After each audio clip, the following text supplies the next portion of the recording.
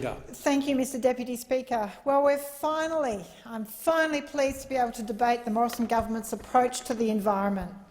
Earlier this year, the Government commissioned a review into the performance of the Commonwealth legislation protecting our natural environment and biodiversity, led by the eminent Graham Samuel. In June, Mr Samuel presented the interim report, with the final version due by the end of this month.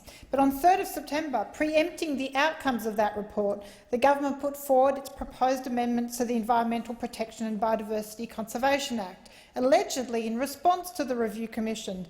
But there was one thing that was clear. The recommendations of the review were quite clear, and there were many. However, the Government chose to pick only one: the devolution of responsibility for environmental management to the states. The review explicitly recommended against implementing this in isolation of clear national standards and an independent federal cop to police those standards. But of course, what did we do? Instead, the Morrison Government presented and passed, rammed through this parliament, a rehash of a failed attempt at legislation from 2014 and the Tony Abbott PM era. In fact, they were so embarrassed by this legislation, you can only assume that there wasn't a single member really prepared to speak on behalf of that legislation. And instead, the Government chose the action of gagging debates and circumventing the consideration in detail stage where amendments were preempted. The Government should be ashamed of their behaviour on that day. That is not how you manage the environment, and that is not being good custodians of the environment. This is an issue Australians care deeply about. We are people blessed with abundant nature. We're famous for our unique wildlife, from iconically cute koalas to, I would say, infamously dangerous snakes, spiders, sharks and crocs.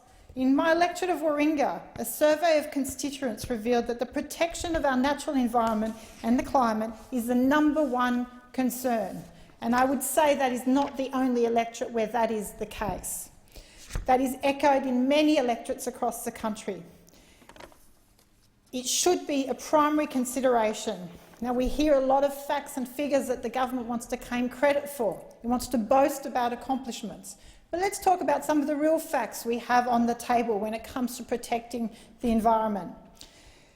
Since enacted the EPBC Act, we've had 1,890 species have been listed as threatened. 4 species per decade on average are going extinct.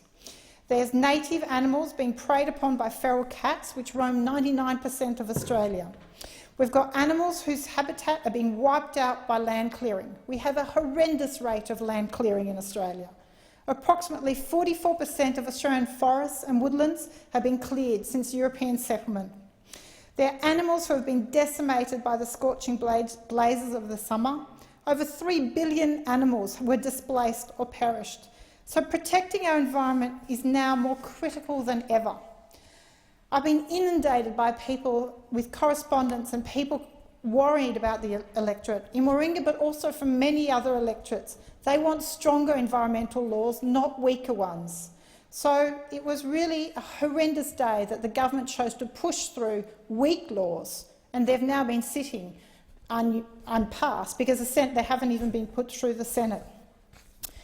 There was a really limited consideration of the Samuels report. The devolution model poses a really high degree of risk, and that was completely ignored, of course on promises that more legislation is coming, but really, what faith can we have? We saw recently that the Government's lack of commitment to addressing the issue of rapid biodiversity loss at the UN Leaders' Pledge on Biodiversity. Prime Minister Scott Morrison said earlier this month that his government would not sign up to this pledge. He said that not signing the country up to the commitments to reverse biodiversity loss because the plan was inconsistent with existing policy. 64 countries signed up to the pledge to protect 30% of land and sea area by 2030 in an effort to reduce the rapid deterioration of biodiversity. But no, Australia, the US, Brazil, China and Russia refused to sign. Now that is something, they're not the facts you're proud of. We were lonely companions amongst environmental recalcitrant nations. I think it's symbolic of the government's approach to environmental protection and I just urge the Morrison Government to do more.